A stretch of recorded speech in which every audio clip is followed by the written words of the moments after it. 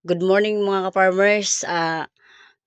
Ngayon naman po, si Bugoy mga farmers kuhanin namin dun sa kanyang flying fins para naman po makaano po siya, makapagpahinga po siya mga farmers dahil mga ilang araw na po siya dito sa kanyang flying fins.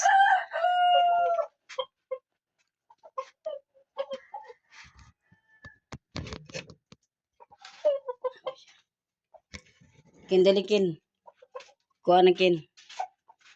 Sige, bre.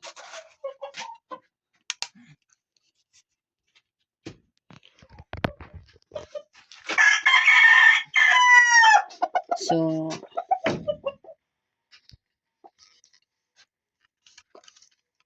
ito na po siya mga farmers. Si Bugoy kinuha namin dun sa kanyang flying fins kasi hindi po siya pwede kuhanin ng yung medyo maliwanag na po or may araw na kasi ano po to siya kumbaga namamalo po siya mga farmers. So kailangan pag kinuha natin siya yung medyo madilim pa. Ayan. Kasi po pag na mga farmers, pag medyo maliwanag na po, na siya yung bago mo siya makuha. So marami ka na inabot na pasa kasi talagang namamalo to siya So ngayon naman lagyan natin siya ng lagyan natin ng tali kasi siya mga farmers, hindi siya pwede pag walang tali kasi pag kinuha namin to ang to talagang siya, hindi niya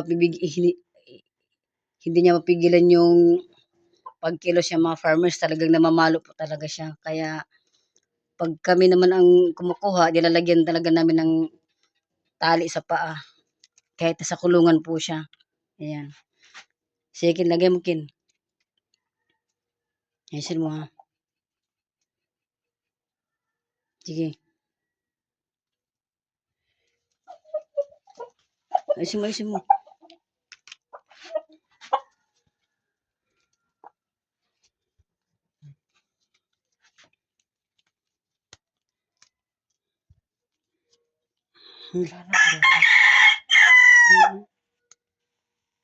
So yan. Tara, ilipat natin doon sa kanyang sa kanyang kulungan. Tara.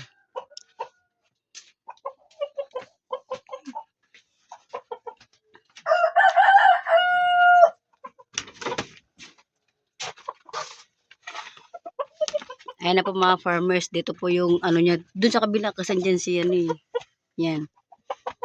Dalaga namin sa dyan mga farmers. Yan. Tapos yung panali niya kini mo. Asan yung dyan? Di mo na lang, itali mo na lang sa may Yan po mga farmers. Andiyan mo na si Bugoy kasi siya mga ilang araw kasi siya dun sa may flying pin siya. Kailangan niya mo-relax muna.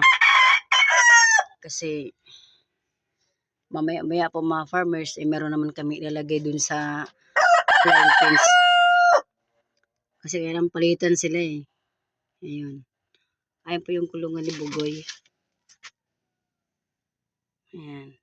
Nakatungtong na siya. Yan, yan na. Isarado mo na kin, baka lumabas Yan. Lock mo. Ito sa kabila. So, ayan na siya mga farmers. Ayan na siya. Yan, medyo madilim pa talaga namin kinuha Ayan, wala pang ang ilaw Mag-ano pa lang po, alas 5 pa lang po ng ng umaga mga ka-farmers. Ayan.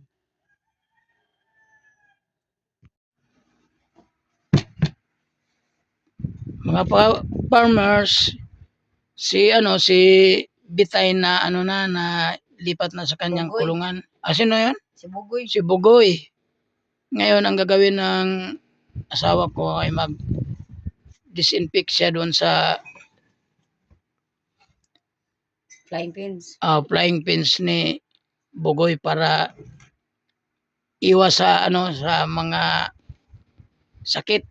Kailangan niya na lagyan ng yung ginamit niya, sunrox pang linis. panglinis doon sa flying pins. 2 takip ng Sunrox ang ginamit niya.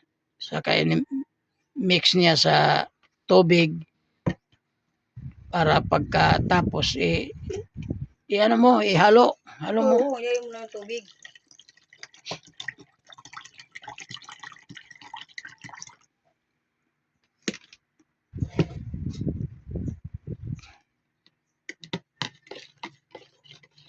Para iwas sa mga sakit-sakit.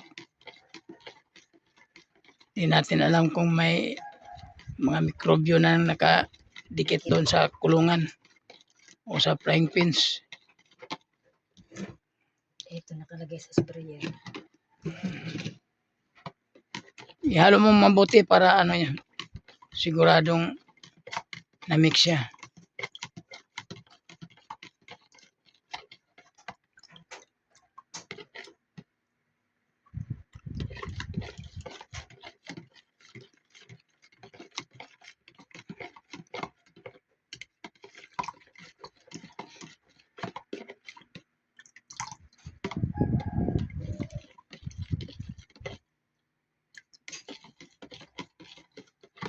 Tama na ba yung 2 o 3? Pero kung Sa tingin mo, tingin. ako siguro, Oo. mas maigi 3 para O, di 3 mo na. 3. sulit or ano yung kumbaga yung paglinis Effective. ng tulungan ni ano sagad. Oo. Yan. Dilagyan natin ng isa para 3.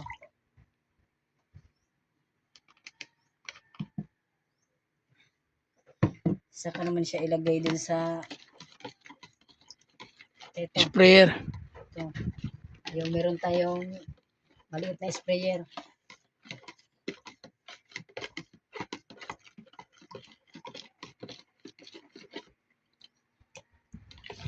Pwede na yan. Tama na yan. Pwede na. Ihalo mo na. O, ilagay mo na sa ano.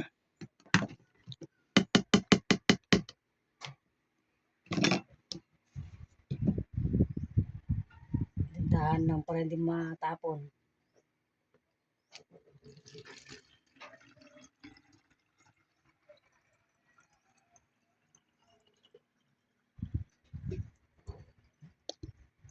Yan.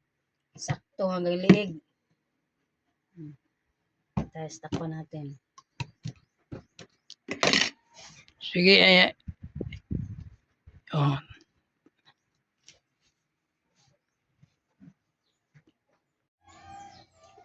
Ngayon naman, mga ka-farmers, linisin muna niya yung ano, yung flying pins bago siya mag-disinfect.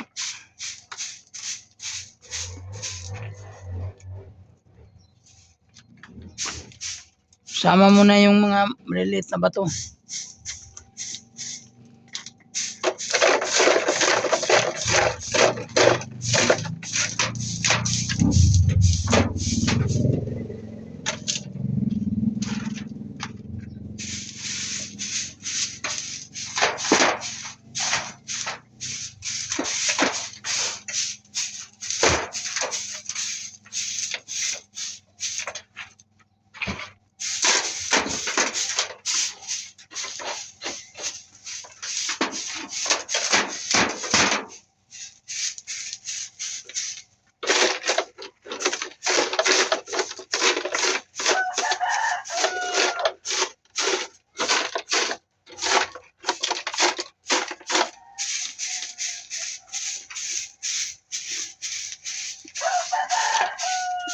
Sige, pwede siguro yan.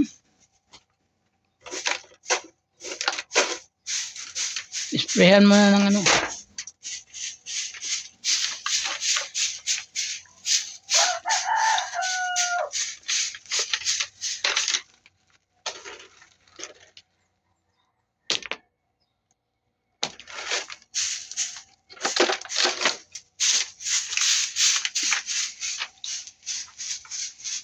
Tama na yan.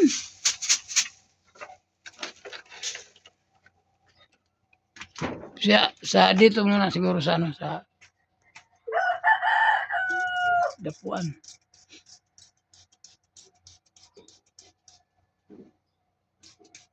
Kabila.